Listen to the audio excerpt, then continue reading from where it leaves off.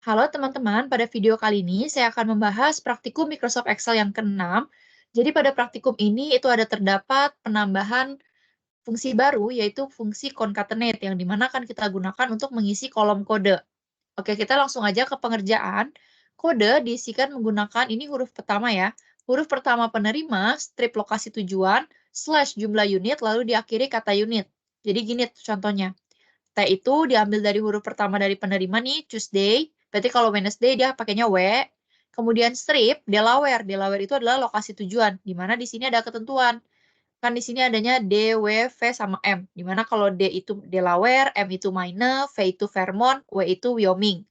Kemudian slash, lalu unit. Unit itu yang ada di paling kanan ini nih, 128, 295, 134, dan seterusnya.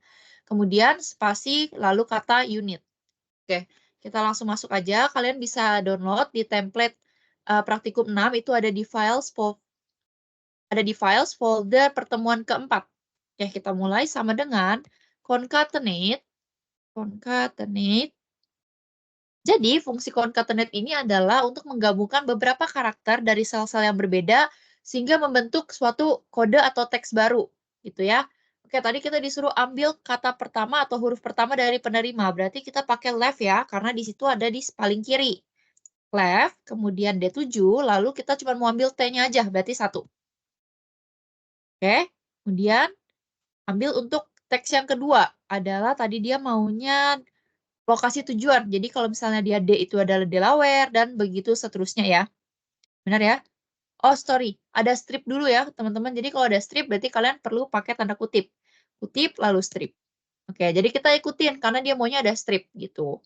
Baru kita masuk ke teks yang ketiga, berarti baru kita terjemahin nih. D itu akan menjadi Delaware, V itu akan menjadi Vermont, dan seterusnya. Berarti if, karena dia ada di kodenya di tengah ya, berarti pakai mid. Ini, kemudian starting number-nya 1, 2, 3, 4, 5, 6, 7, 8, 9, 10, 11, 12. 12, kemudian 1 yang kita mau ambil, sama dengan D, maka dia adalah Delaware. Kemudian lagi, if mid, ya 7, 12, 1 sama dengan P, maka dia Vermont. If mid, ya 7,12,1 sama dengan M, maka dia Maine.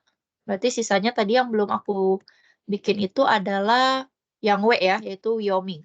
Wyoming. Ini kalian bisa lihat di modul ya. Di sini aku pengerjaannya agak cepat aja karena aku udah baca modulnya.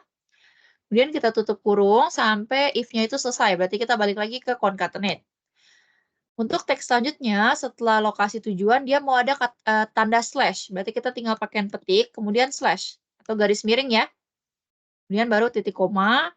Masuk ke selanjutnya yaitu adalah jumlah unit. Mana jumlah unit itu tadi kita ambil dari kode. Dari sini nih, kode yang paling kanan. Berarti kita pakainya right.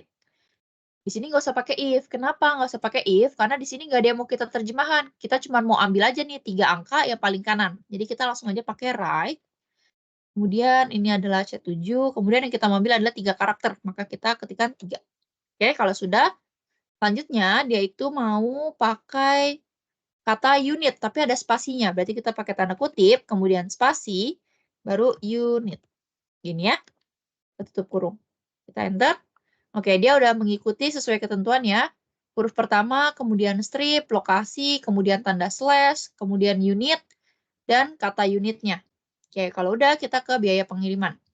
Dimana, seperti yang aku udah jelaskan, kalau kalian kemarin ikut KP, aku sudah menjelaskan mengenai tabel ini. Jadi dalam tabel, waktu itu kan di penjelasan aku di kelas adalah cara untuk gampang melihat mana dia vertikal atau horizontal, kita lihat aja. Dari lookup value-nya itu dia ke bawah atau ke samping. Nah, ternyata yang perlu teman-teman tahu adalah satu tabel seperti ini itu bisa menggunakan 2 rumus, bisa VLOOKUP dan juga bisa HLOOKUP. Yang perlu kalian catat adalah kalau kalian mau menggunakan VLOOKUP, berarti lookup value-nya adalah yang menurun ke bawah. Yang ini nih, berarti 100 sampai 150, 151 sampai 200, dan seterusnya. Kalau teman-teman mau pakainya HLOOKUP, berarti dia lookup value-nya harus nyamping. Kayak gitu, oke? Nah, karena di sini kita kalau mau bikin 100 sampai 150 ini agak ribet ya untuk terjemahinnya. Karena di sini kan dia maksudnya 1 sampai 150 ini kuantitas ya. Nanti jadi panjang banget. Jadi aku lebih prefer untuk pakainya jadi lookup. Jadi kita pakainya lookup value-nya ini. Lookup value itu apa? Kalau teman-teman lupa, kita coba aja ya pakai sama dengan lookup. Nah, ini nih lookup value. Acuannya mau apa gitu. Di sini kita pakai ini aja. Kenapa? Karena lebih gampang. Kita tinggal terjemahin aja. Jika D, maka Delaware seperti tadi gitu ya. Jadi kalau kalian ngerasa ada fungsi yang sama, ini kalian bisa kopas aja. Ini aku kopas ya, karena tadi kan dia mau terjemahin ini ya, sama. Dia mau terjemahin kalau dia D maka Delaware, kalau dia V maka Vermont, dan seterusnya. Berarti di sini aku bisa kopas. Oke, baru kita masuk ke fungsinya. Sama dengan lookup. Nah, untuk lookup value-nya, berarti aku tinggal masukin aja, Ctrl V. Nah, ini ya lookup value-nya, jika dia D maka Delaware, jika dia V maka Vermont, jika dia M maka Maine, dan selain itu adalah Wyoming. Udah, tutup kurung, sampai kita balik lagi ke lookup. Kemudian table array-nya, jangan lupa table array itu harus mengikut sertakan lookup value-nya. Jadi biar ambil aman, kalian drag aja semuanya kayak gini. Asal jangan judulnya di drag ya. Judulnya jangan di drag. Oke, kalau udah jangan lupa di FNF4. Ini juga pastiin semuanya udah FNF4. Atau udah di absolute. Ya, kalau udah, kita masuk ke row index number. Kenapa row index number, atau kalau kita terjemahin adalah kita mau ambil ke baris keberapa. Biasanya kan kolom ya. Karena ini adalah lookup yang kita pakai. Kalau lookup berarti kita ngelihatnya, misalnya, kalau dia Delaware, dia 1 sampai 150, maka ada di baris ke-2. Kalau 151 sampai 200 yang Delaware berarti ada di baris ke-3. Jadi kita lihatnya baris kalau lookup, karena acuannya yang atas ini. Sedangkan kalau VLOOKUP, acuannya kan yang ini. Jadi yang kita lihat itu kolom. Kayak gini, ke samping-samping-samping gini. Jadi ini kolom 1, kolom 2, kolom 3, kolom 4, kolom 5. Sedangkan kalau dia bentuknya baris, berarti kita lihatnya ke bawah gini. 1, 2, 3, 4. Gitu ya. Jadi kalau dia lookup, yang kita lihat itu adalah baris. Sedangkan kalau dia VLOOKUP, yang kita lihat adalah kolom. Oke, kita mau lihat nih, kita mau ambil di baris keberapa. Nah, di sini kan ada ketentuan lagi. Kalau dia Delaware tapi 100 sampai 150 berarti barisnya kedua. Kalau 151 sampai 200 berarti baris ketiga dan seterusnya. Berarti kita perlu menerjemahkan. If kita mau ambil nih yang ini ya 128 ini. Berarti caranya adalah kita mesti pakai N. Kenapa pakai N? Kalian bisa tonton lagi video aku yang praktikum 8. Di situ aku jelasin kenapa kita harus pakai N. Untuk menganggap bahwa 100 sampai 150, maka kita perlu memakai N, gitu ya. If N, value jangan lupa. Kenapa? Karena di ini bentuknya angka. Dan kita mau pakai kurang dari dan lebih dari. Dimana kalau kurang dari lebih dari itu pasti harusnya angka dong. Kalau dia masih berupa teks, nggak bisa kita bilang teks 124 itu kurang dari 150, itu nggak bisa. Maka kita harus pakai value. Value itu untuk menerjemahkan bahwa dia itu angka gitu. Tapi nggak semua hal kalian bisa value in. Oke? Jadi value itu hanya untuk kalau misalnya kalian mau menerjemahkan hal itu adalah angka. Gitu aja. Value, karena kita mau ambil ini berarti right ya, karena paling kanan. Ini, kemudian 3, kemudian tutup kurung lagi, sama dengan, lebih besar sama dengan 100. Karena ketentuannya tadi 100 sampai 150. Oke, baru titik 2, kita masuk ke logical 2, kita masih di N. Ya, kalian bisa lihat lagi, sekali lagi kalian bisa lihat di praktikum 8, kenapa pakai N. Jadi ini untuk menandakan bahwa kita maunya dia lebih dari 100 dan kurang dari 150. Karena kalau kita bilang kurang dari 150 aja, nanti kalau dia ada angka di bawah 100, nanti dia keikut. Misalnya ada angka di sini, kuantitasnya ada 90, nanti dia keikut. Padahal harusnya kan nggak boleh ya. Harusnya 100 sampai 150 aja, kayak gitu. Makanya kenapa pakai N? Karena ada dua ketentuan yang harus terpenuhi, yaitu harus lebih besar dari 100 dan harus kurang dari sama dengan 100. Berarti lagi ya, pakai value. Right lagi. Kemudian ambil 3, tutup kurung, tutup kurung. Nih tutup kurungnya tahu dari mana sih, Ci? Kalau value berarti tutup kurungnya sampai value-nya selesai. Oke, baru sama dengan. Karena udah pakai value, kita jangan pakai tanda kutip. Ya, kalau pakai value jangan pakai tanda kutip lagi. Karena dia udah mentranslatekan bahwa itu adalah angka. Jadi kita nggak usah pakai tanda kutip.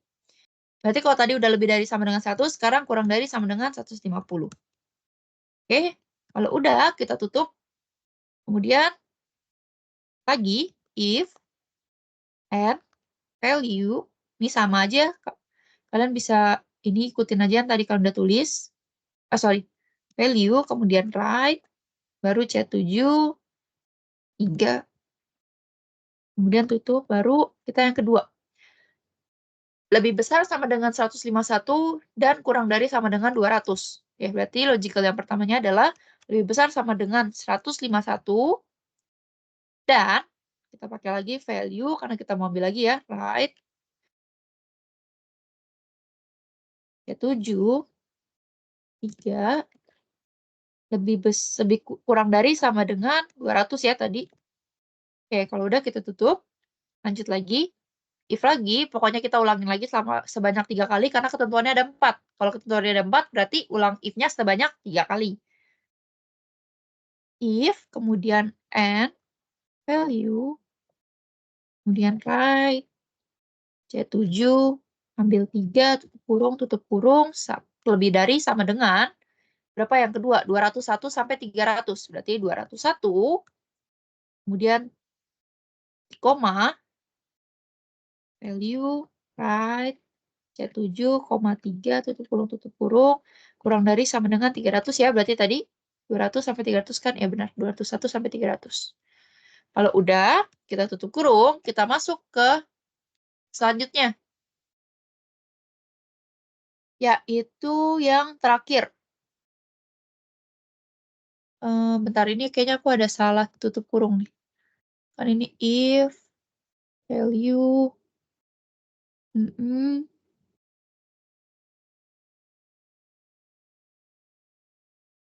Oke, benar ini value if true. Benar.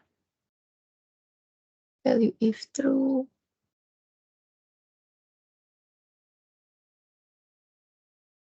Bentar.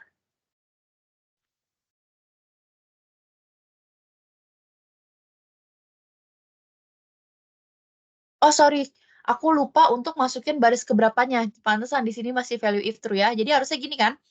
If dia itu lebih besar sama dengan 100 dan kurang dari 150, maka, oke, ada makanya ya, maka dia akan ambil di baris ke-2 ya di sini. 1 sampai 150 itu baris ke-2. Baru kita titik koma lagi. Jadi yang if kedua ini ada di value if false nih, kalian lihat nih. Oke, berarti ini juga sama ya. Bila atau jika unitnya itu lebih dari sama dengan 151 dan kurang dari 200, maka dia ada, berarti setelah 200 kan tutup kurung, titik koma. Kalau 151 sampai 200 dia ada di baris ke-3. Baru titik koma lagi, berarti if yang ketiga ini akan masuk di value if false lagi. Itu seterusnya ya. Nah, berarti yang ini, yang terakhir, value if true-nya itu adalah jika dia 201 sampai 300, maka ada di baris ke 1, 2, 3, 4. Oke, berarti value if false-nya adalah sisanya 301 sampai 500, berarti ada di baris ke-5. Oke, kalian kalau agak bingung tadi aku ada di salah di mana, kalian bisa lihat dulu nih. Aku tutup kurung dulu ya. Sorry. Tutup kurung lagi. Titik koma, 0, jangan lupa range lookup-nya. Nah, ini kalian bisa lihat atau kalian bisa pause dulu di sini untuk kalian isi di Excel kalian. Nah, ini kan dia masih tulisannya 8 doang ya. Sedangkan di dalam modul kita baca, dia maunya dikali sama jumlah unit. Berarti kayak gini, ini belum selesai. Setelah kita tutup kurung tadi, ya setelah di sini nih, setelah habis tutup kurung, kita kali sama yang paling kanan. Cara kalinya jangan lupa di value. Value. Kenapa? Karena ini masih bentuk teks. Kita mau kaliin, berarti dia harus jadi angka. Baru write, kemudian kita ambil C7, atau titik koma, 3, tutup kurung. Enter. Oke, nanti dia udah ada nih biaya pengirimannya. Kalau udah, di sini total itu adalah sama dengan sum. Ini selalu ya, kalau total itu sum. Oke. Kemudian, total biaya pengiriman, tujuan, maine, dan Fairmont. Berarti dia pakai sum if. Sum if, dia mau lihat nih, berapa sih total biaya nih ya, total biaya pengiriman untuk maine dan Fairmont aja.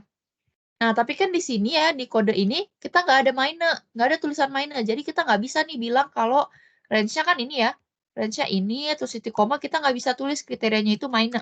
Nggak bisa. Kenapa? Karena dalam sel ini nggak ada yang tulisannya maine. Satupun nggak ada sel yang tulisannya cuma maine. Nah, terus gimana?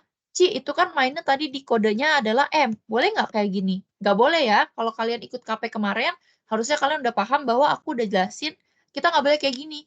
Kenapa? Kalau kayak gini, artinya adalah kita mau cari dalam range ini, ada berapa sel sih yang isi selnya itu adalah tulisannya M doang.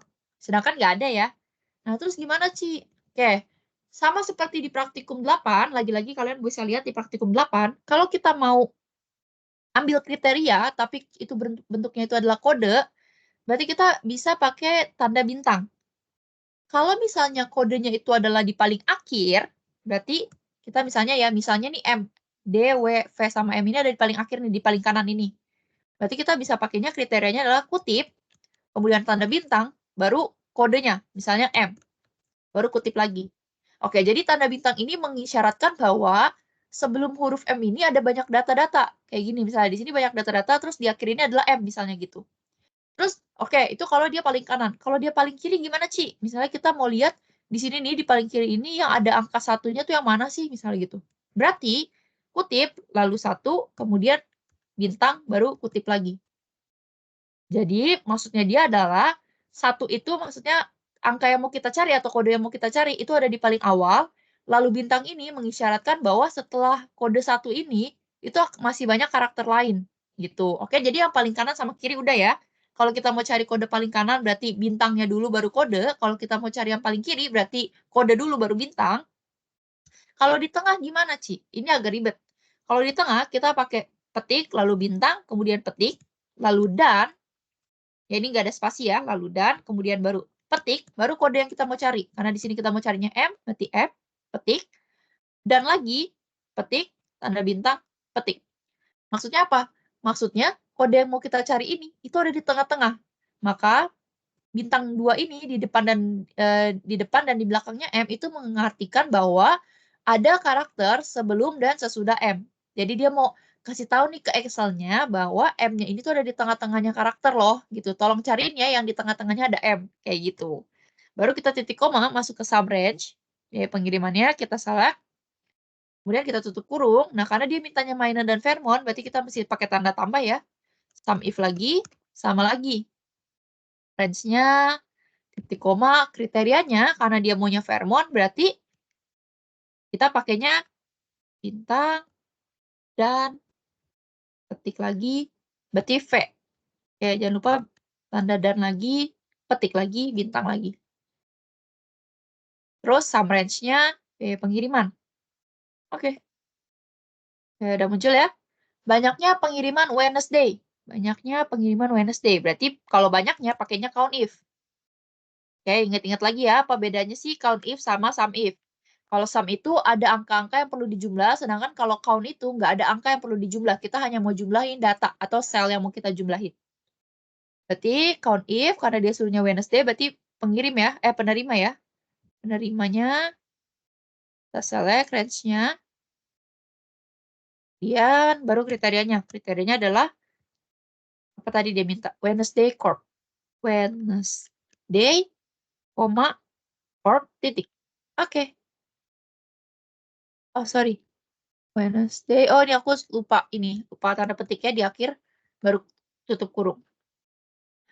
Rata-rata biaya pengiriman ke Delaware. Kalau rata-rata berarti pakainya average. Average if masukin. Range-nya adalah dia maunya Delaware. Berarti ini kemudian titik koma.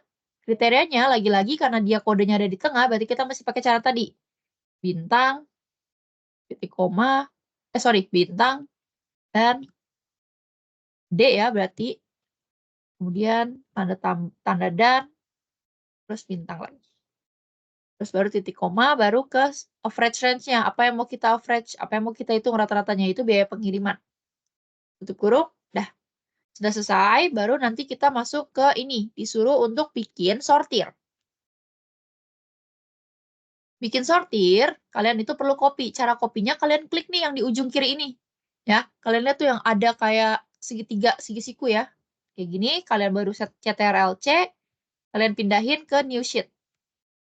Terus dipaste. Cara pastenya juga sama, kalian klik juga nih yang tanda siku-sikunya ini. Baru kalian paste gitu. Kalau udah kita mau sortir, cara sortirnya adalah kalian select aja satu tabel kayak gini, kecuali kolom total. Jadi sampai dia selesai aja nih data-datanya. Sorry. Kalau udah, kita ke data. Lalu, sorry, kita belum select. Oke, ke data. Kemudian ke sort. Lalu kita lihat dia sortir berdasarkan apa? Berdasarkan penerima. Berarti sort by-nya adalah penerima. Klik OK. Oke, dia udah kesortir, baru kita bikin subtotal. Caranya ke outline, lalu ke subtotal. Kemudian add each change in-nya ini adalah kalian perlu ganti berdasarkan yang tadi udah kalian sortir. Berarti penerima ya. Udah, sisanya nggak perlu diganti. Klik OK.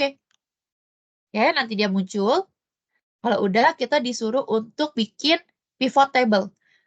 Cara bikin pivot table adalah kalian gunain tabel yang di sheet 1. Jangan gunain tabel yang udah di subtotal. Nanti dia nggak akan mau. Jadi kalian pakai tabel yang ini ya, yang belum disortir. Kalian pilih. Lagi-lagi jangan sampai total. Kemudian kita insert. Karena cuma disuruhnya pivot table, berarti kita pilih yang kiri ini. Tapi kalau pivot chartnya juga disuruh, berarti pilihnya yang kanan ini ya, pivot chart. Karena cuma pivot table, jadi kita pilih yang kiri. Lalu kita klik OK. Kemudian kita lihat ketentuannya. Filter diisi dengan nama penerima. Berarti penerimanya kita pindahin ke filter. Kemudian row diisi dengan kode. Row itu nama lainnya adalah axis ya. Sedangkan kalau kolom itu nama lainnya legend. Itu teman-teman ingetin aja. Row-nya isi kode ya tadi. Kemudian value-nya isinya biaya pengiriman. Oke, nanti jadi seperti ini. Kalau sudah, kalian bisa save, kalian bisa ulang lagi, boleh, kalian bisa pelajarin, misalnya kalian hapus nih, mau isi lagi sendiri, boleh juga ya. Oke, sekian video dari aku, semoga bermanfaat dan good luck untuk kuis serta UTS-nya.